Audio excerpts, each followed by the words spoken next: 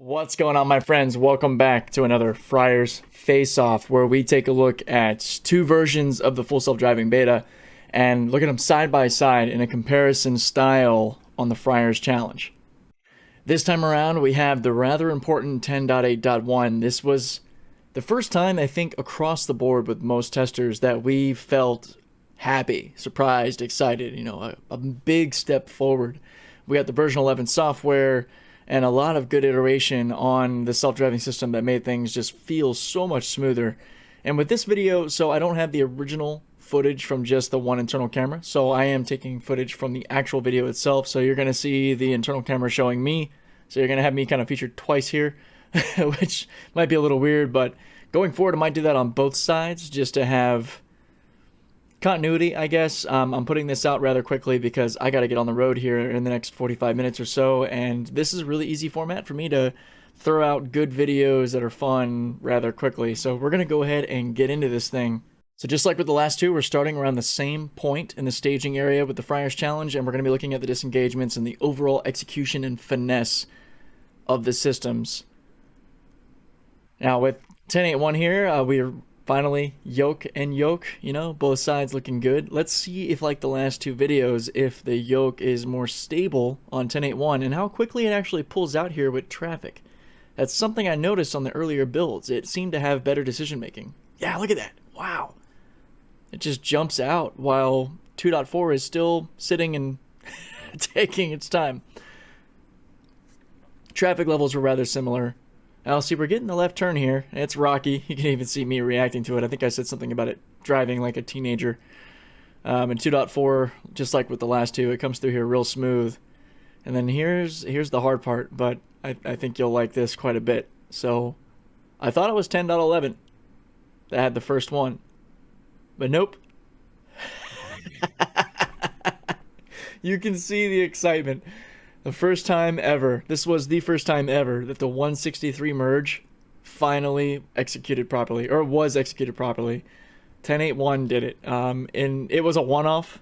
It was in, I think, the other 3 or so attempts that I did, it failed to do this. It wasn't until 10.11 that it became more consistent, but this showed that it could do it. That was really important. Finally, we had proof after going through 10.5, 10.6, 10.6.1, 10.8, and then 10.8.1, which is this one. It finally got the 163 merge. And because of all of that, it's actually kind of ahead in the race here against 2.4 going down the 163, heading into the 80 split. We're coming up on that painful split here that always throws the system off. I mean, it is a coin toss, like I've said, 50-50 chance that it'll track through properly or do what it's about to do. And actually, this is the original thing I used to talk about. Red wheel! It got over. I thought it corrected itself. This was actually the first time I think that I saw the red wheel like that. But that's a forced disengagement. Even though it got back in the same lane, it required me to take over. But unlike previous builds, going through here, we actually had good controlled deceleration. Even better so than 2.4 that you'll see on the right. As it comes up through here, it goes way too hot and has to correct itself, and it even gives me an audible beep. But 10.8.1, it got through it beautifully. And we come down and around to the roundabout. Now, something important to note with 10.8.1, there was a really short and weird occasion with 10.8. Maybe at the end of 10.6 it started doing it. I think because of the holidays or like rain and flooding or whatever, we ended up getting an alternate route. So on the left, this Friar's Challenge course is like the Friar's Challenge 1.5 or 2.0. It's a second version where instead of going straight after the hairpin, we actually take a left. But with that left, we ran into a problem. And a problem that I actually want to revisit on the current build once Mew and I are back on the road. I don't want to give it away, but first let's take a look at this hairpin and see how we go through here. If I remember right, this is where things got a little rocky. See, we like dive in beautifully, like all the way up to this point, and I think that's okay. I actually reported here because it took a little too long, but in looking at it from the outside right there, that wasn't terrible. Not like 2.4 that's stopping way back and really painfully taking its time. But here's the difference. So you see, we're in the left lane now. We're not in the right lane, and we're going to be taking this left turn. We're going to be coming up to the light here and waiting, which kind of works out because 2.4 is making its way down past us. There we go. Bye-bye. How trippy would that be, right?